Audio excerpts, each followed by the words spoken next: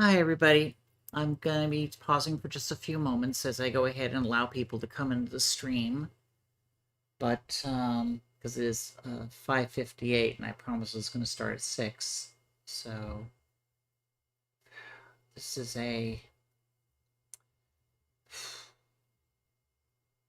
this is new for me because this is the first time I've streamed since her passing. For those few who don't know, my wife of 12 years, Jennell-less, suddenly passed on me as she was recovering from Guillain-Barré syndrome.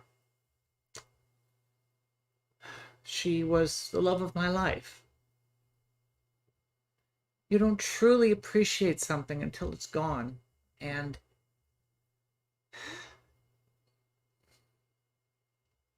I truly appreciate her.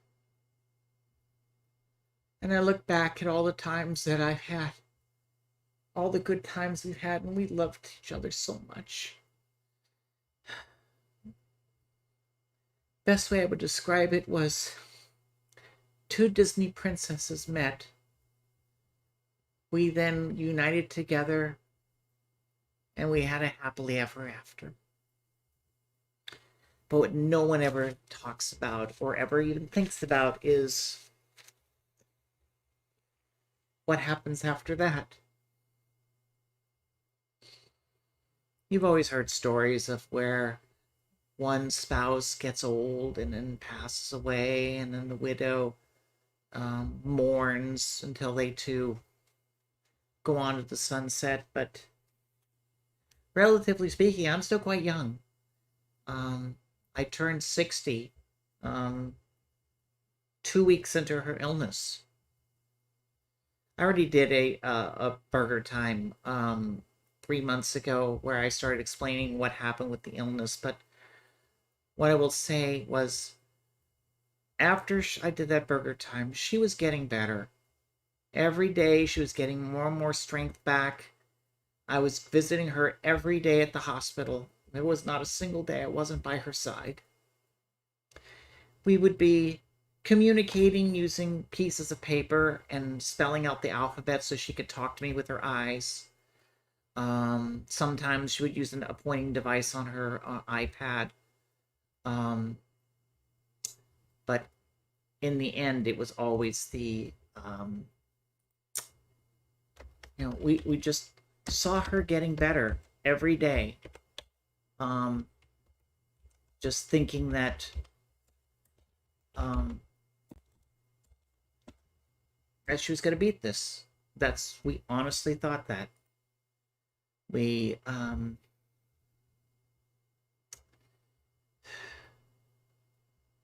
But then around Christmas time,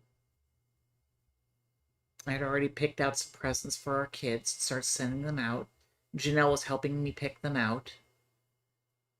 She got sick and she developed a lung infection that nearly killed her. Her temperature got to 104.8 degrees. And it was scary because they put these refrigeration blankets on her, and they did all this stuff to keep her temperature down, to keep her from dying. And they were able, after filling her with antibiotics and filling her with medications and refrigerating her, they got her the fever to break. And I remember asking her, do you remember anything? She's like, so for her, those 3 days where she was sick as a dog, she didn't remember it. And I was like, thank goodness you didn't, because you didn't want to remember that.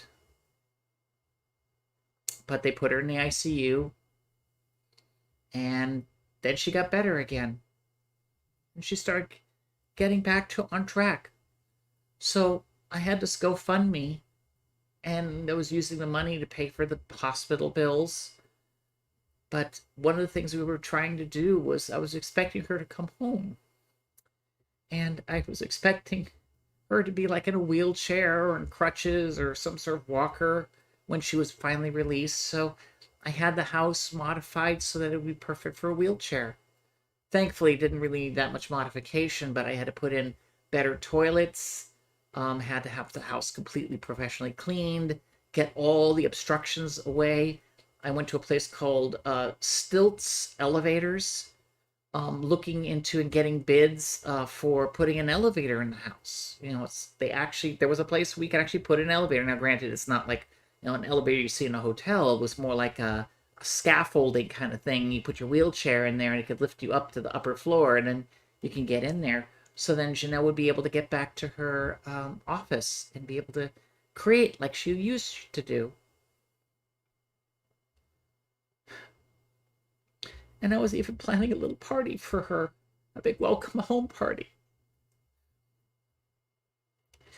And then I get the phone call saying that she had renal failure and they had to send her to the ICU again. So I went to the ICU and I saw her there and she was unconscious.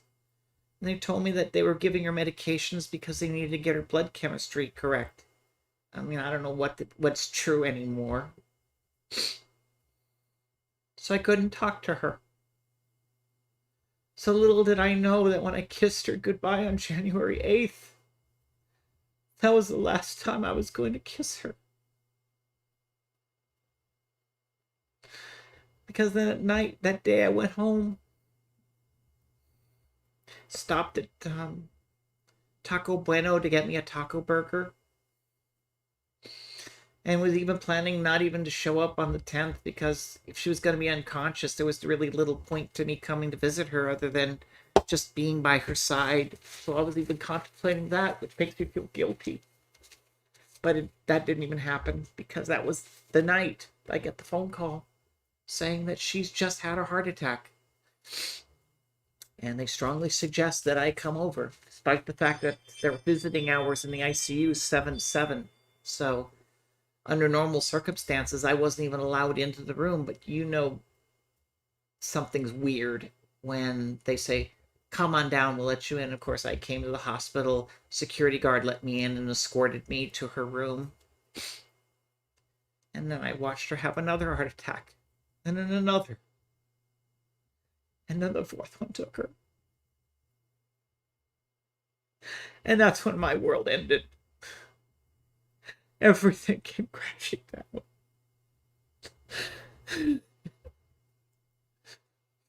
And I lost the most precious thing that I loved. Oh, I love my children. I love all my children, but she was my soulmate. So many people out there talk about soulmates and true love. And looking back at us,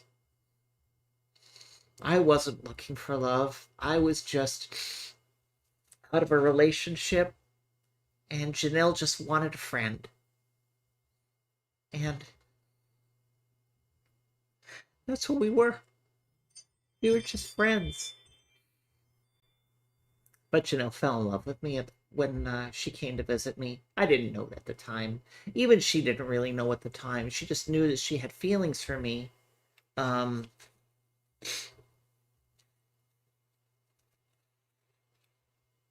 she didn't know where it was going because, Jennell and I are polar opposites. I mean, I'm an ENTJ in the Myers-Briggs, which says I'm a CEO, a leader, an extrovert, and she is an ISFP. Every letter switched, which puts her down as a Fluttershy level introvert, where we're like, we couldn't possibly be more opposite, which was why when we started finding we had feelings for each other, we're like, yeah, uh-huh.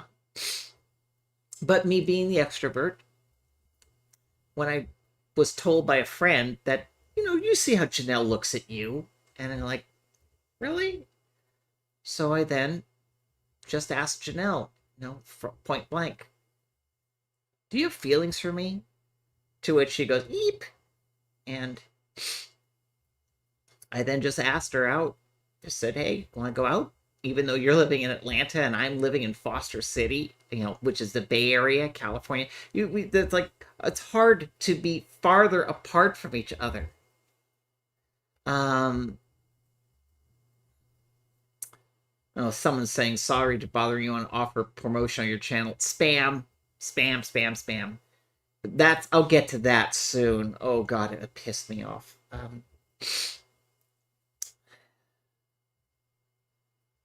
But we fell in love. And I found after looking at some of Jennell's private writings, now that I'm going through all of her records and stuff, that she was afraid of losing me because she knew that I went out with other people, which probably prompted her when we went to PAX East 2012 and we were just walking between corridors. She just paused, just said, "Will you marry me?" And I turned around and I got on one knee and I said, "Only if you'll marry me." And so began our 12 years together.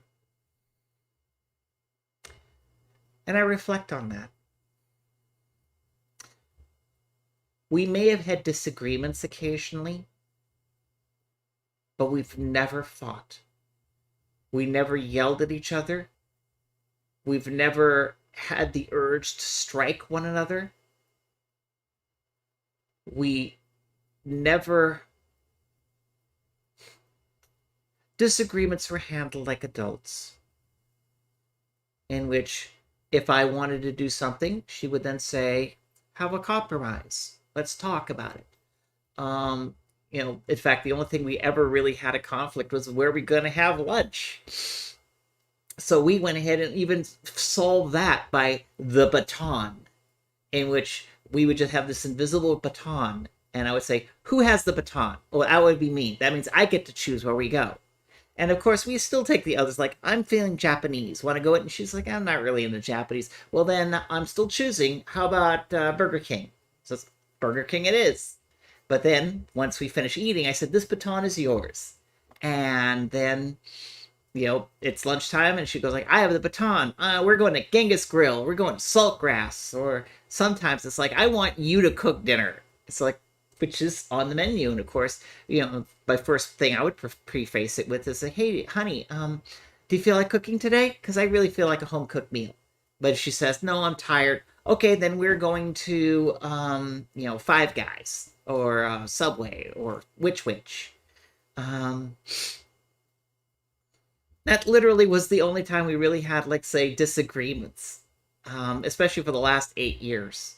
And of course, when we met, I lost my job at Sony due to a layoff. And I moved to Seattle because I wanted to move back there and I wanted to try city living. I tried to, I was put a deposit down on an apartment in San Francisco because I wanted to try city living in San Francisco. But when I lost my job, they said, "Well, we're going to keep your deposit." Says, "Well, do you have a apartment building in your chain in Seattle?" Says, "Sure. Can you transfer my deposit there?" Because I asked, "Do you have one in Atlanta?" And they said, "Nope." Says, "Well, then let's go to Seattle." And of course, Jennell was like, "Uh-oh, my girlfriend's moving farther away. Oops." But then she gets laid off and then she moves in with me. And, for her biggest fear was that she was a 55-year-old woman in a tech industry filled with young people. And when she worked at IT Ensemble, they paid her what she was worth. But when she worked at CCP, she had to take a major pay cut. And very, very, very few people want game designers or artists at competitive rates because they would say, "Well, we'll offshore it to Japan, we'll offshore it to Russia or India," whatever the country is that week. So I said, "Well, I'll just take care of you." And we became the single income household where I would be, using my programming skills and my company skills and stuff to make enough money so it would support the both of us. It was tight. There were times in which it was really, really tight, and there were other times where like, "Holy hell, how are we gonna make rent?" But for richer or for poorer, for better or for worse, we kept that promise, both of us. We both did everything we could to make our survival, to pay our bills, to be a team and love one another. It was never, oh, it's your fault for not having the job. Oh, it's your fault for not making enough. No, it was never that. It was, how can we both figure out ways to make just enough money so we can make rent this week? And then after 6 years in Seattle, the jobs kind of dried up. So I got a job offer in the Bay Area, and we thought, let's try the Bay Area. And we moved there in 2018. Went to work for Cruise and did some stuff at Roblox. And they paid me what I was worth. And trust me, Bay Area salaries, even though it sounds really, really good, the rents are so insane that even a six-figure salary, you're paycheck to paycheck, it's stupid.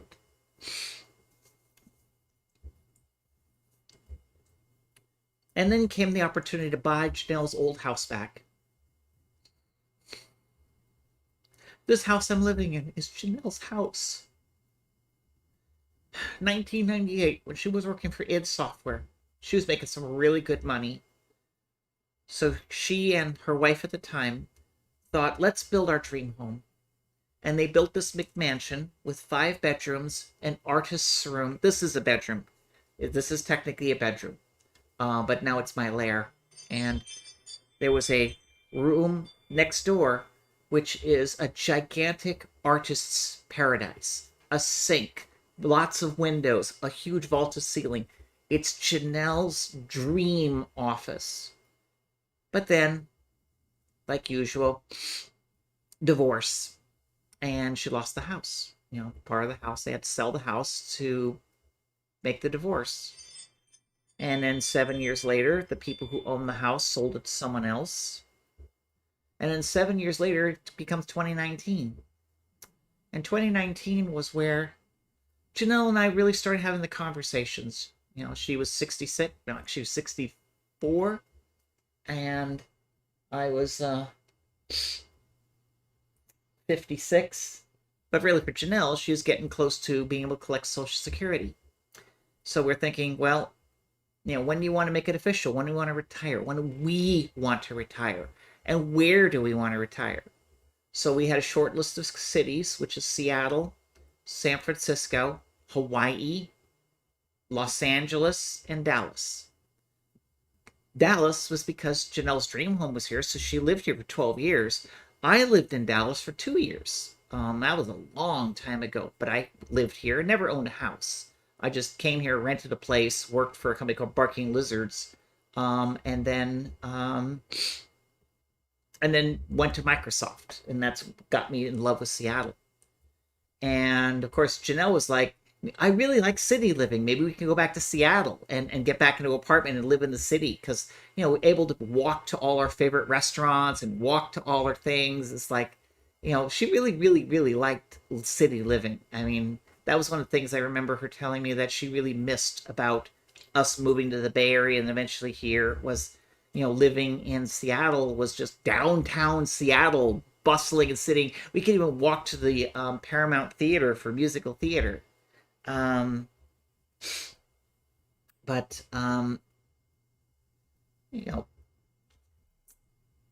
fate again stepped in, because I mean, there was a lot of times in which our existence, you know, the path we make, decisions occurred. We look back and say, like, was that fate? Because that's too much of a coincidence. You know, how did Jennell find me in the first place? She was exploring her femininity and read a book by a woman named Jenny Boyland. So she Googles Jenny Boyland, and what does she find? A picture of me standing next to Jenny Boyland, which then got her to reach out to me, which then started our friendship, which then went through the fullness of time. Like when I invited her to come to my place in Foster City for a birthday celebration, a girls' night out, Jennell went ahead and looked at plane tickets and found that a round-trip ticket was available for $150, round trip. That's unheard of. So she's like, I can afford $150 to go to the Bay Area when the tickets are normally $400 round trip. Fate. Well,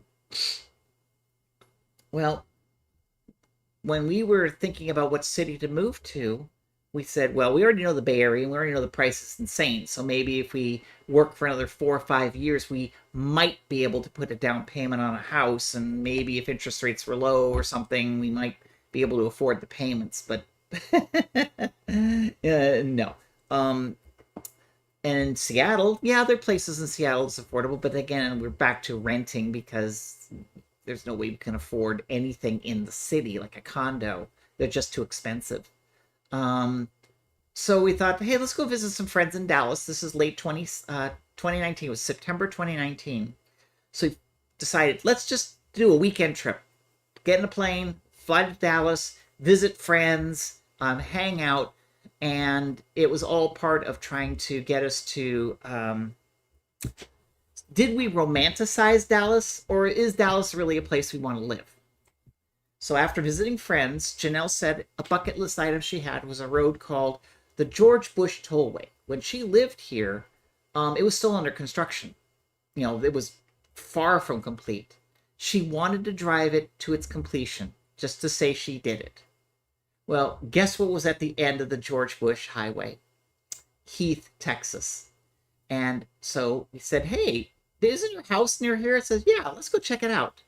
So we drove over to her house, and all we intended to do was just do some selfies out front and hope that the people who live there doesn't come out with their guns going like, get off my lawn. But fate. There was a for sale sign in front of the house. None of the other houses in the entire neighborhood. Just her house. So I called the number and said, hey, I'm interested. But I left a message. And at that point, we then finished our trip, went home, and promptly forgot about the phone call. Because, it's probably already in escrow or something like that, because it's a beautiful house. Until I get a panicked phone call at the first week of October saying, are you still interested in the house? Because the deal fell through. And turns out the house was available at a fire sale price because I was informed that on November 2nd, the house was going on a sheriff's sale due to foreclosure. So if I wanted the house, let's make a deal. And I got this house at a fire sale price. And we'll get to that. So 3 weeks later, after doing all the paperwork, I got the loans, the funding secured. We bought the house. And I went to Jennell, and she was so happy because she got her house back. And when she had this house built, her plan was to retire here. And we're going to move here. We're never going to leave. We'll probably be buried out back and leave the house to the kids. Little did we know that was going to come true soon. So then the year 2020 comes, and we decide to come visit the house because the people who lived in the house, we were renting it to them so that they could stay in the home because we weren't planning on retiring for at least 5 years or more. At least I wasn't planning on retiring for 5 years. Until I'm 65, 67, whenever Social Security kicks in. Because, nest egg, we have one, but it's like, yeah, it needs help. But, we came to visit. We were scheduled on March 1st. We told the tenants we're going to be here on March 1st. But we visited on the 29th of February because leap year 2020. So we came a day early, and we caught them ghosting us. They were literally packing up all their shit and moving out because they already were 1 month behind on rent, and had March 1st hit, they would have owed me 2 months rent. And they thought the best thing to do was just basically leave without a forwarding number. And they literally did that. They gave us the keys. We got a tour of the house, which was the first time we actually saw the interior of the house. And from Jennell's point of view, it was the first time she's seen the interior since 2003. So it's been like, 2005. It's been like 14, 15 years since Jennell saw it. And I saw why I got it for a fire sale price. There was so much need to do, and also the people who lived in there were smokers. So as soon as you walk in the door, oh God! So we're like, okay, fine. What we'll do now is every few months we're gonna come down here, have people work on the house, clean it up, get it ready. So then by the time 5 years goes by, when we're ready to move in, the house will be all fixed up and everything. Fate came in again because it wasn't even a week later that we got back from Dallas back to the Bay Area. COVID hit China, and I ended up losing my job at Roblox. So I'm like, well, that's fun. I got laid off. And nobody's hiring because COVID's hitting. And so we're like, I look at Jennell, says, well, she's falling ill. So we think she had COVID too. So it's like, well, this is fun. I'm paying an insane amount of money for rent in the Bay Area. I've got a mortgage that I'm now paying without any rent to cover it in Dallas. So it was we took maybe a minute or two to make the decision that we're moving to Dallas and writing this COVID thing out. And oh my God, all the challenges I had to do, because this is a time where everybody had mask mandates, and they had 6 foot, actually at the time there was like 10 foot distance. So like I hired, we boxed things up, and I had the U-Haul U-boxes come in. So therefore they would come in with the forklift, drop off the empty U-box, but stay 10 feet away from me. So we'd put the paper down, put a rock on it. Then I would come over there, sign the papers, then I would walk away, then they would pick up the papers. That's how silly it was. But, we didn't know anything about what's going on with the pandemic. So while it sounds silly, precautions are precautions, especially with Jennell being sick. And for all I knew, I may have had it. I was just a symptomless carrier. So what happens next was that in 3 weeks' time, I was able to get every stick of everything we owned shoved into U-boxes, and then eventually a big ABF truck. They call it U-Pack, a 26-foot trailer, and which had all our furniture and things like that. And in the last 3 days, I had the cats put into a little cat hotel, which also was fun because they go in there and they're like, there's no one here because we have to stick, 10 feet away from you. Well, here's my cats. And as far as we know, cats can't carry COVID. And they boarded them. And then, of course, at the end of the month, and end of March, we get up to our landlady, drop off the keys, drop off the last of the rent, which I'm pretty much, and we didn't get our security deposit back. But then again, even though we cleaned the place and we left them with Nest thermostats, which is a huge upgrade, it was just the whatever. And then came our road trip, and we road tripped here because Jennell and I love road trips. We've been on at least 20 road trips cross country. It's one of the things that we always loved together, because even though we were polar opposites as far as personalities were concerned, we loved RPGs. We loved D&D. We loved miniatures. We loved technology. She loved 3D printing. I loved it too, but except she could design stuff I can't. And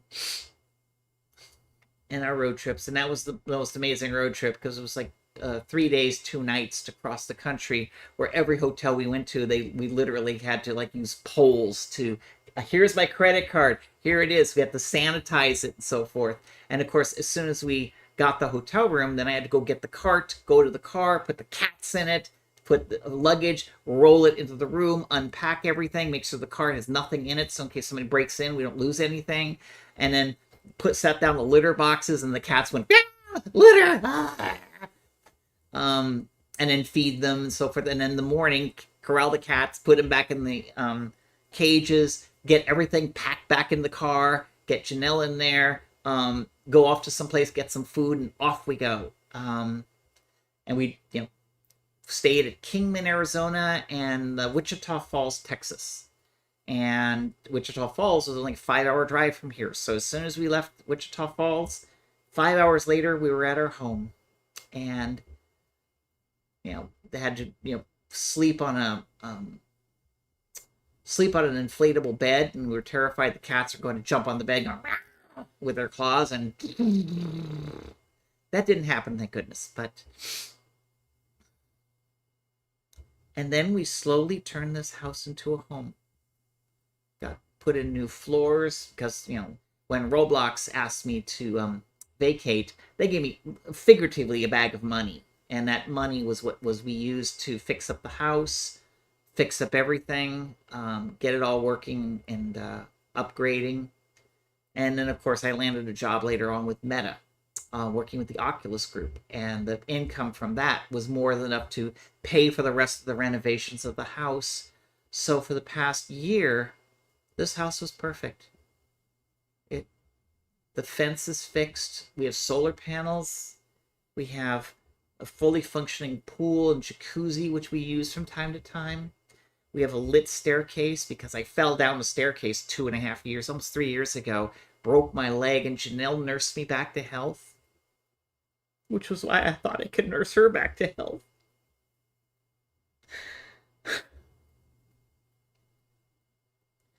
And then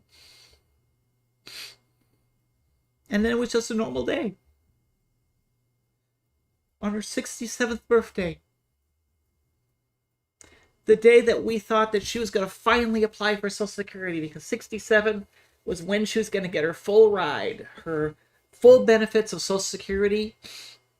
So she'd be able to bring in, a couple of $1,000s a month, which would have easily helped out on the bills and so forth, and would have allowed me even start contemplating my own retirement.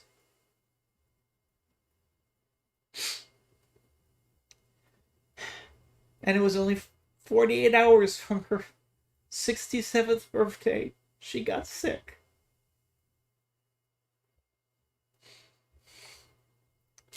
And then on January 10th at 3:40 a.m., all of our dreams died with her. Our dreams of being little old ladies, playing D&D with her D&D table, painting miniatures, going on the RPG gaming circuit, like Gary Con and Reaper Con and Northwest Texas RPG Con, just going there showing off her book, because Jennell was working for the past 5 years, almost 6 years, on her magnum opus, a book called Central Casting. It was 1 week into her illness, she begged me that if something was to happen to her, that I would finish the book for her. And I said, I'll do it. I don't want to, because I want you to finish it. Just, honey, you have one job. Just get better. That's all. Nothing else. Just get better. And I kept egging her on, saying, look, honey, I don't want to finish Central Casting. You need to come home. You need to come home. Almost every day I said that to her. Half in jest, half being serious. Because the book is her. I mean, if you ever read it, it's so infused with Jennell's soul. Which I think is what was her fear, was that it would never see the light of day. It will. I will keep my promise. But then she passed. And my world stopped.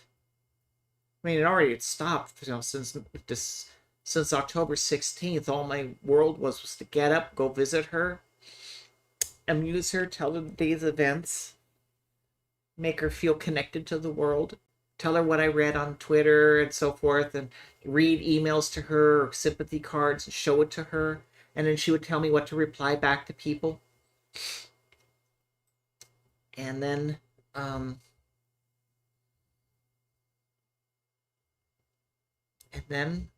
she was gone. And I came home that night, and I literally just stared at the ceiling, numb, not even accepting what I just saw. I mean, I took a picture of me holding her hand, but it wasn't really sinking in until it hit me at 2 o'clock that day, because every day at 2 o'clock I would, oh, it's time for me to get ready for Jennell. Let me go pop up YouTube, see what the latest headlines are, go figure out what I pack, make sure everything's done with the cats so I can take off. And I was in the middle of that when it just froze, and I realized, oh wait, I don't need to do this anymore. And I yelled out a scream that would have been worthy of Wanda from WandaVision when she cast her spell. I was just so angry at the world, so angry at myself, so numb with grief.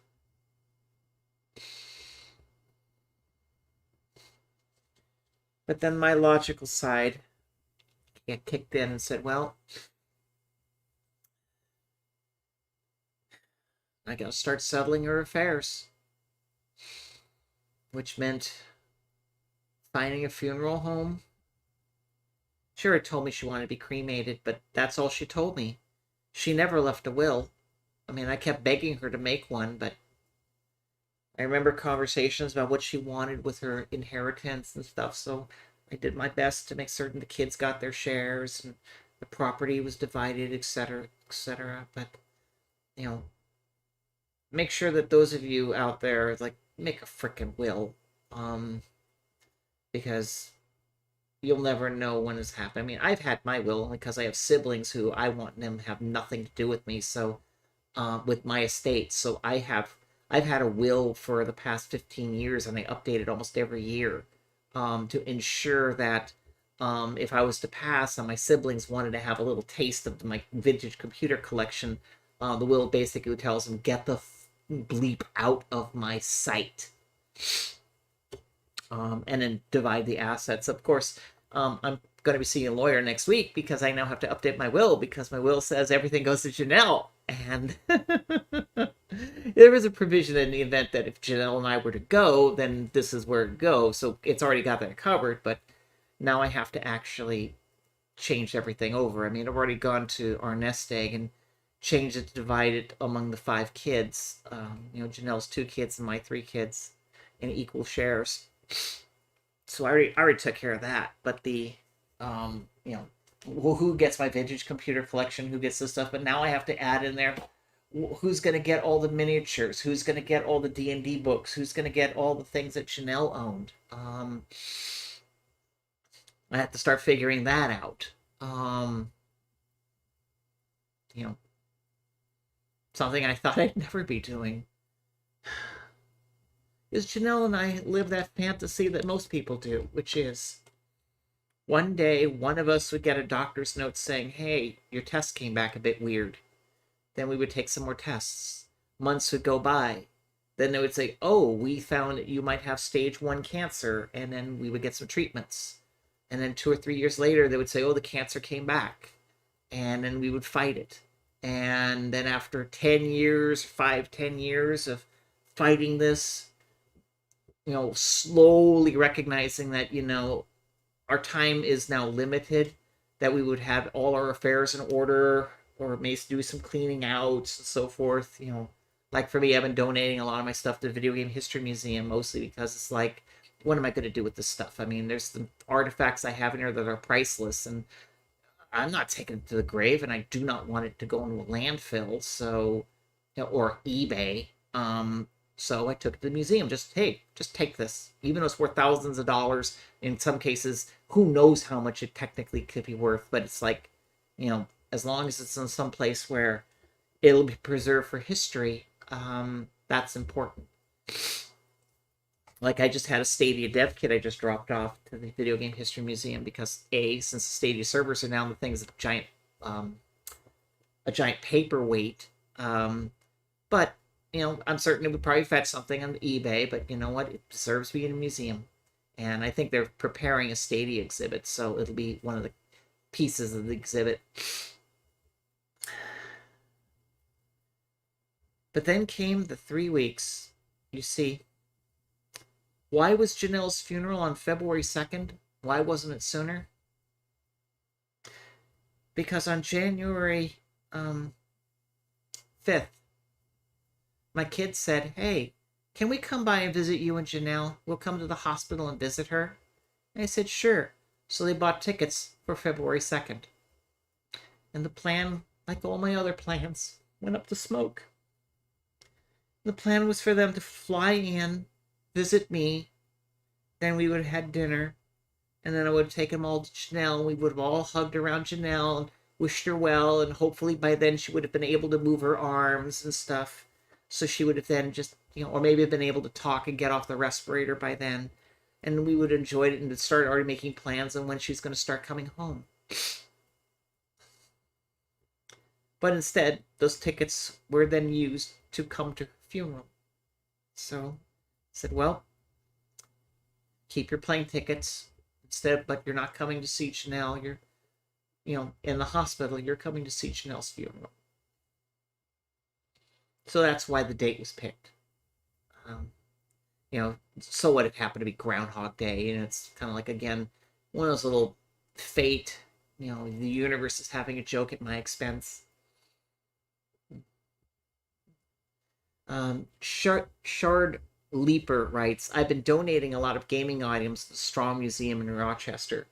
Yeah, I mean, documents and stuff, yeah, fine, but gaming artifacts like video game cartridges and stuff, you should donate it to the Video Game History Museum. They got better exhibits for that.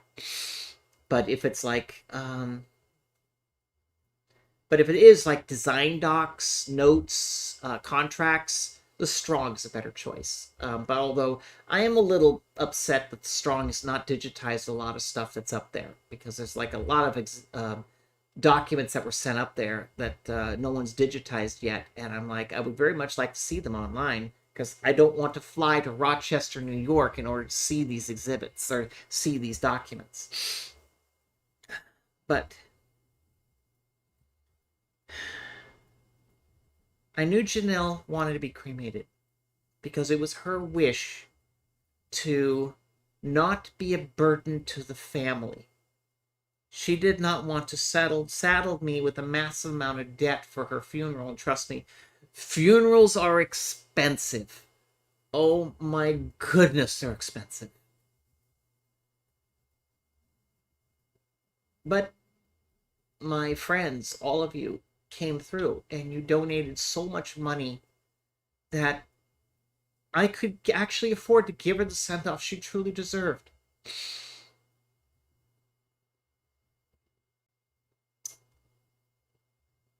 A guy named Borman18 says, we unfortunately don't have the rights to put things online. The law's tricky, but you can request certain documents for a minimal charge remotely. Okay, DM me, who do I email this and the details. There are documents I need, especially stuff from Mind Shadow, Tracer Sanction, my games at Interplay. Yeah. Oh, by the way, you will get more donations from the Strong, because I have the design doc for Dragon Wars, I have the design doc for Myth 3, the Wolf Age, and so forth, with all our annotations and stuff, and things in there which were my favorites were saying, like, Brian came into the meeting, we ignored him. Because, that game was my design. And Paul O'Connor and myself was that, and Bard's Tale 3 was Mike Stackpole and myself. That's why, both of those games have my sense of humor in it. Yep, you were in my office when you visited with a 3DO development kit, which I still have. And by the way, I got mine working. In fact, I helped a friend of mine work on doing a 3DO mem stick. So you can actually put a mem stick in a 3DO modified so you can play 3DO pirated games on a real 3DO. But anyways, that's besides that stuff.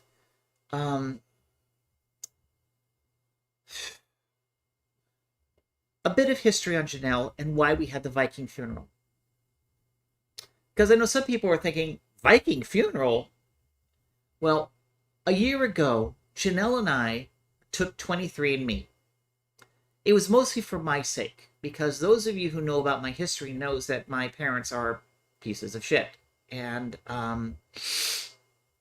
when I was about 35 years old, my mom, in a drunken confession, told me that my father wasn't my father, and that had already been bugging me.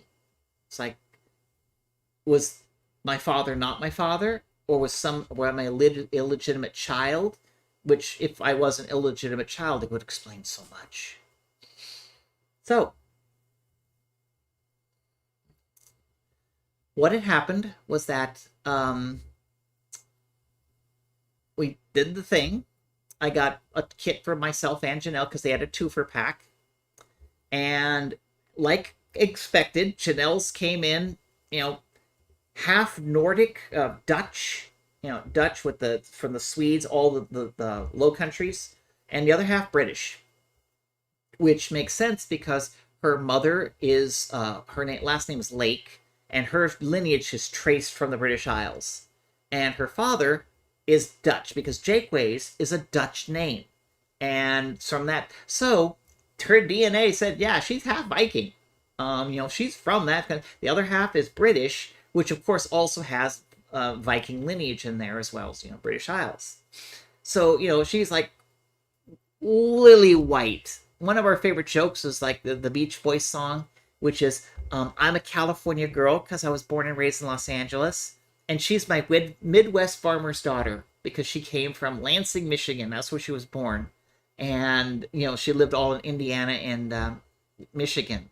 So our Midwest farmer's daughter and the California girl. So I looked at mine. Mine was like, I was like everywhere. My DNA looks like somebody took DNA from all over the planet, put it into a bowl, and stirred it up and spit it out. I was looking at this going like, what the hell? And it turns out that I'm Native American. About 38% of my DNA came from Jalisco, Mexico, and the Indian tribes of that area. So I'm either Aztec or Mayan, whoever is in the Jalisco, Mexico state, whatever Indian tribes are there, that's where I'm from, which explains my cheekbones and my main face and some of my skeletal structure, is that I am literally a Native American. My other half, which makes sense for my mom, is Spaniard. So, but my Spaniard side also has Nigerian and Hasidic Jew. That's like a 2% Nigerian, 2% Jew. So it's like, okay, maybe that's why my nose is big. I don't know. So I'm looking at this going like, well, it does explain one thing. You see, my father, the one who I grew up with, is German. He's Spanish German. And I didn't have, I had some trace German blood, like 2%, 3% German blood, because I had, I had Irish, British, German, Spanish, Moroccan, Nigerian, Hasidic Jew, about 40% Spaniard, and 38% Native American. So it's like, whoa. But at least it let me know what my DNA was. But with Jennell, Viking. Now, we're continuing on this path. When Jennell was in college, she was part of a LARP group, a live-action role-playing game where people would dress up as fantasy characters. They were more dressed like characters from Monty Python and the Holy Grail. But the... Trap Exit writes, I'm working with RJ Michael to get the 3DO docs and such. We'll post online. You mean the ones up there? I have a full, there's 3 binders I have of 3DO docs. Opera, I think it was called. And I also have all I have 6 or 7 DVDs or CDs with all the PDF docs. So send me an invite and I'll just image those discs and just email them to you because it'll have everything there. 3DO. I do love 3DO. I made 9 games on that thing. But anyways, back to this. So when she was in this LARP, dressing more like a Monty Python character than a actual Nordic character, she made this helmet of a Viking helmet with cloth, horns, and she had a little short sword, and she had this coat, and she would be adventuring it. And in fact, when she met up with her first wife, they had an RPG wedding in which they actually got married twice. The first one was the RPG wedding, where everybody who was at the wedding had to be in costume, which means Jennell was wearing her helmet and her sword, and her wife to be was in this floral gown straight from medieval times. And Jennell kept that helmet for 40 years. Actually, it was more like 50 years. It was sitting on a bust that she made of herself in high school or college. And so it was her face, and the helmet was on top of it, and below it was her sword. And it's been sitting with us ever since I knew her, and it's still here. So as I was sitting there contemplating what to do with her funeral, I would look up and I would see the helmet, and I would see the sword, and I remember how much she loved D&D. And that's when it came to me, almost as if just Jennell was whispering in my ear. And with that, the Viking funeral. Because after all, in a Viking funeral, they put you in a boat and they set you on fire. Well, she is getting cremated, so she's definitely getting set on fire. So let's work with that. And so Jennell's daughter Amanda came by to stay with me during the time, literally the day after Jennell's passing. Thank you so much, Amanda, for helping me out, because I have no idea how I could have gone through that alone. And then we just went to the funeral home, told them on my crazy idea, and they said, yeah, we can do that. At first, we thought we were going to have the reception and the memorial at the Video Game History Museum, but then when we saw how many people wanted to show up, we said, there's not enough room in this place, can't do it. So we moved it back to the funeral home, because, with all the money that we got from the GoFundMe, I was able to rent it out. And again, even as a cremation, and flowers, and her urn was like $400. And flowers, and the streaming of the video, all that money, cha-ching, cha-ching, cha-ching, cha-ching. But the thing was is that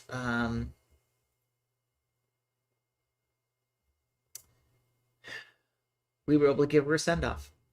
Thankfully, because of the fact that we had such a long lead time, a lot of people were able to afford plane tickets. We even had one person flying all the way from the UK, had 2 people coming from California. There were a lot of people who flew in. Of course, Jennell's family for all over the country. Virginia, from Michigan, from New York. They all came in. We all cried, because such a beautiful light was extinguished. And I'll never forget now that on the day of her funeral, we had a private viewing. And when I saw her one more time, I lost it. I was crying over her body.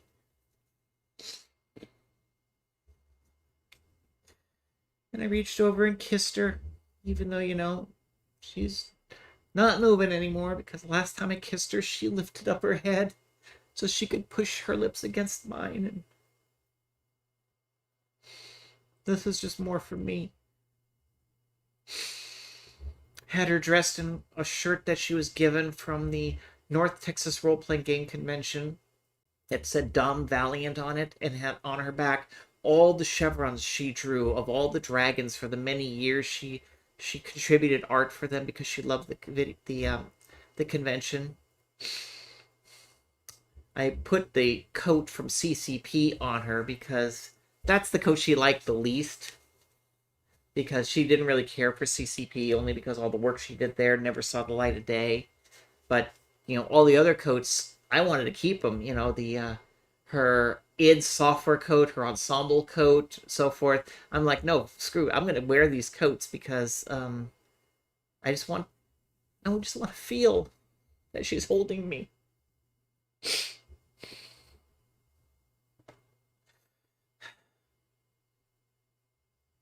And then my daughter, she was so wonderful.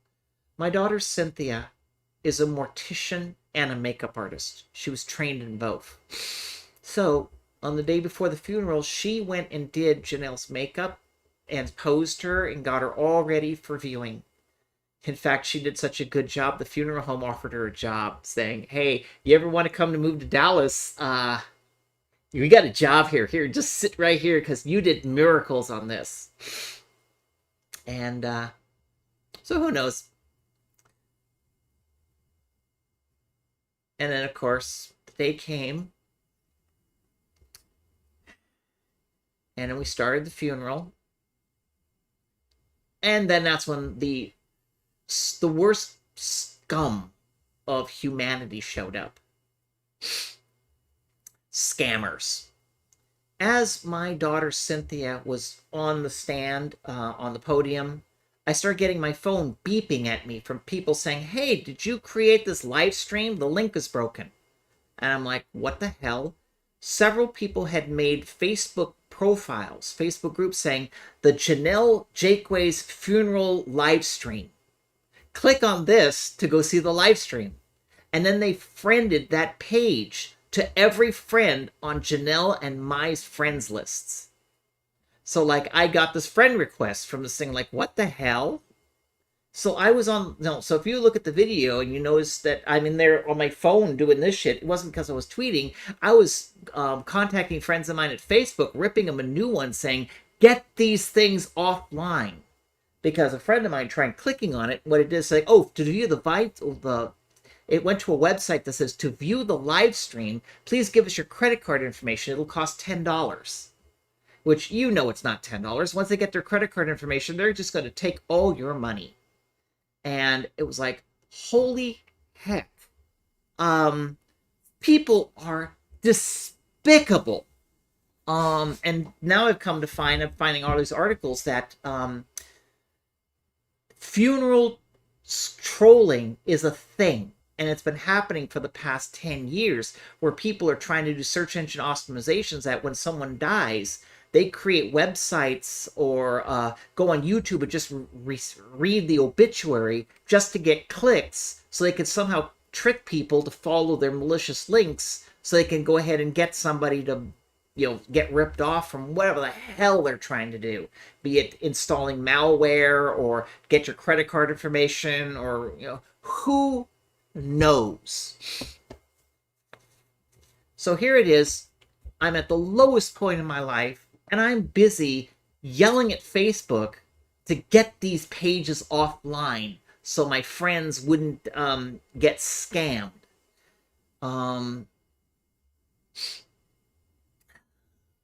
But despite that, I was able to go up there, give a closing. My daughter then suggested we do a flower procession. I didn't even think of that, because again, how often do I plan a funeral? So we went ahead and did that, put flowers on top of her, and everybody got to say their last goodbyes to her. And then they allowed me to have just a moment with her. And I was able to say my final goodbyes. I took certain family members to a dinner that night, and then we just, visited friends for the next couple of days. And then Monday, I was over at the crematorium, where I raised my sword and wore her arms, put on her helmet, held her sword, because they wouldn't cremate her with them. And I saluted her as they escorted her little boat, her little cardboard box with her on top of it, into the kiln, closed the door, and released her from her earthly vessel. I was able to get a lock of her hair at that moment, because it's literally the last trace of her that exists now. The next day, I get her urn, to which, of course, I'm hugging the bag of ashes in her chair, crying. But I did keep my promise. She's home now. I put, because of my Native American heritage, mostly Mexican, we have an ofrenda here. So I put up all sorts of memorabilia, her photos, both from when she was a little tiny girl to, you know, the last photos that we took of her when we were doing tacos at Torchy's Tacos. That was the last time I took a picture of her. It was like a week before she got sick. She took pictures of her food on her birthday. Philly cheesesteak at Fred's, which is one of her favorite cheesesteak places. And then I put her urn down, and I put her helmet and her sword. I took pictures of it. It's up on Facebook. So now, every morning, I would walk by her and say, "Good morning, honey." I had that big portrait of her in her medieval garb. It's now, I got it, I had a big portrait of it made, and it's now hanging in the living room. So I could see her, and I could look, it's remind myself what she looked like. Even now, I keep expecting to hear her in the other room, either turning on her airbrush, or her clicking on the keyboard as she's working on another chapter of her book, or just saying, "Hey, honey, wrap it up. I'm hungry." But when this is over, I will get up, go to the doorway, look and see her empty chair, and go downstairs and cook myself some dinner. And of course, I have to do all my recipes in half because I'm not cooking for two anymore.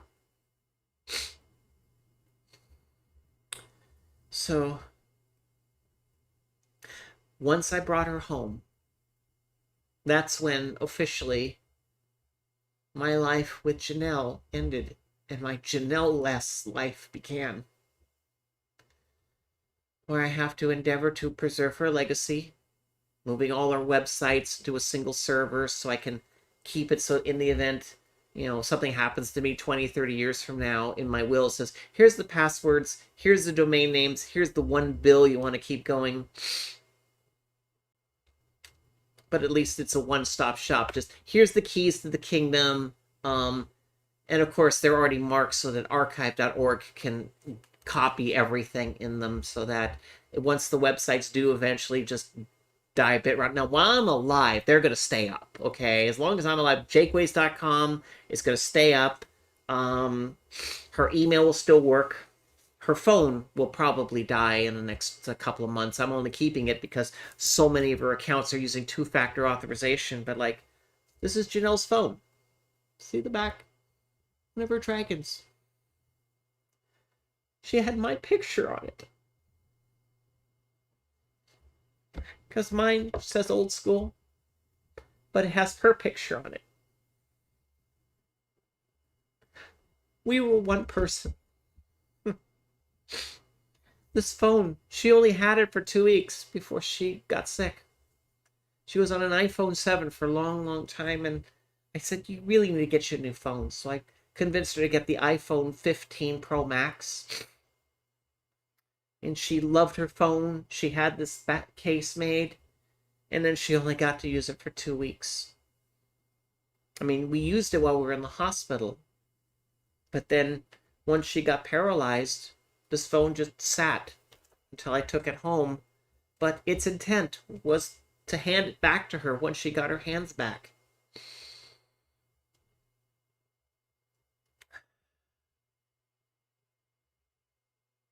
But my Jennell-less life is to find my new way while making certain that Jennell's memory will never be forgotten. Maintaining your websites, making certain that they're memorialized properly. I've already gone to all her sites like Instagram, Blue Sky, and Facebook, and even LinkedIn says she's no longer working with these companies. She's now in Asgard. regaling as a goddess of stories. I mean, look at LinkedIn, Jennell Jaquez. You'll see I already did it. But Facebook, I've already updated it, but I haven't memorialized yet because I got to finish archiving everything. But once it's all archived, then I'll get it memorialized. Twitter, which is weird, doesn't have a memorialization system. So I have to log into her Twitter account every 6 months, at least once, just to make certain that Twitter doesn't delete her account for non-use, which I think is the stupidest thing I've ever heard, because there are a lot of people who I know who died whose Twitter accounts were deleted because they're not around to access them, yet their tweets were filled with knowledge quips, memories of them, which are now lost. At least, thankfully, I've already archived her Twitter archive, so I'll probably make a website in jakewees.com, /Twitter, which I'll just have an archive there of a Twitter feed. So in the event that somehow I forget and it gets deleted, then there'll always be a record of it. Not to mention is that there are people out there who archive Twitter. So, but it's always back to the fleeting information age, because we think information on the internet is forever, but sometimes it's not. I mean, ask everybody who had GeoCities or Hotmail accounts or AOL accounts, MySpace accounts, all that information that was posted on them were gone. I mean, at least LiveJournal's still around, which is incredible. I had to archive mine because that was where I did my coming out letter. One person writes, Prodigy message boards. Yep, another example of the fleeting impermanence of internet data. And of course, even archive.org. If people stop donating to archive.org, they may have to shut down because they can't afford the hosting fees. And there's that. But today is the first day that I've gone back to work. Came back to work, starting to do my stuff at Old School, starting to do some stuff for projects and clients, going through my tasks, fixing up the house, doing little things like I fixed the microwave. I now have a gentleman going around fixing all the trim, because it's like, while I have no plans on leaving this earth anytime soon, neither did Jennell on her 67th birthday. We didn't have any plans of any kind of any of us deciding to check out and have the Grim Reaper come by and give us a visit. So now it's very real to me that I have to start planning all this stuff.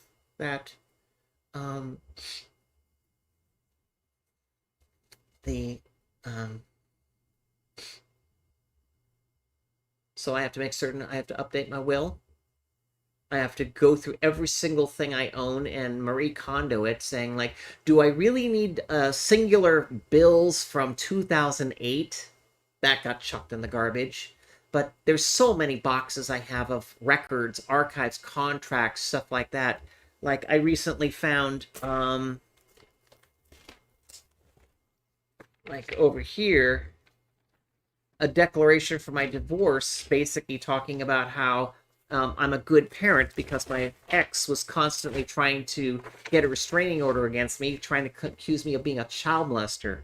I found my Activision royalty statements for a game I did called Activision Anthology. I found Ambrosia royalty statements for a game I did called Uplink.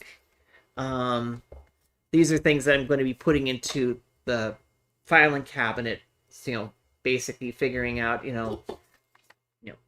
any of these relevant, any of these are not.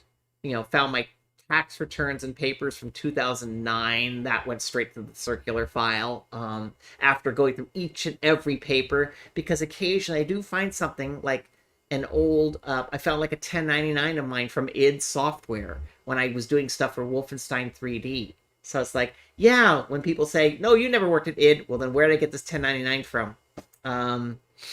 And then, of course, some things I have found were really nice was a bunch of business cards that Jennell had. She kept her business cards from Coleco, from TSR, from Ensemble, id, CCP. So I actually made a little stack of them and put them inside her urn. as a way of basically saying, hey, this meant something to you. So they're going to stay with you. And today, in the box I opened, I found something she must have gotten when her father died, because it was a baby book that described when she was born. It had her first lock of hair, which she got her first haircut when she was like 4. It had her weights when her first 6 months of life, and notes for every birthday for her first through fifth birthdays. Her mother was keeping this book. So now it's sitting under her college diploma on the ofrenda. Um, Granted, it's that, when my time is here, these are probably things that, may end up in the Jakeways family history, if there's anybody who wishes to retain the history of the Jakeways family. Because, this is Jakeways' parent and Jennell Jakeways, only respects to them. But, hey, Blitter. But it's just one of those things that, my heirs will determine what's what. And of course, I found things like my original shrink wrap copies of Out of Control and London Blitz from Avalon Hill, where those will end up at the Video Game History Museum. But like the design docs for Myth 3 and Dragon Wars, that's definitely going to strong. So, but that's enough right now. It's just right now, I just really wanted to just share some anecdotes of a fairy tale life that I got the honor to live. That Jennell chose me, and I chose her. And for 12 wonderful years, we were one person. And now I'm only half a person who's having to regrow a new half. And where this half will take me, I don't know. But in the meantime, I will be going to GDC. So I will be visiting friends in the Bay Area. So Blitter, we should get together. I will then be going to GaryCon in Lake Geneva, Wisconsin on Sunday. I'll be arriving on Saturday, so I'll be available Saturday and Monday as well. So people in the Wisconsin area and people attending GaryCon, I'll go ahead and see them. And there, I'll probably be bringing a copy of Central Casting. If it's not already in final draft form by then, because my intent is to start ramping up production again on March, figuring out what is actually needed to be done, because I know it was pretty damn close to being done. So I don't anticipate me taking more than a month to finish the book. And then at that point, look for a Kickstarter, because printing 1,000 copies of a 1,300-page book is not cheap. So, and also I just wanted to make certain these memories are recorded so that these memories won't end like as it's said in the movie, like tears in the rain. Because they matter to me and they matter to Jennell. So, until next time, I will probably try to do a Burgertime about a more amusing subject, and as I heal, as I get better, and as I find my own new path, I will learn to smile again. Okay? So, signing off from Dallas or Heath, Texas.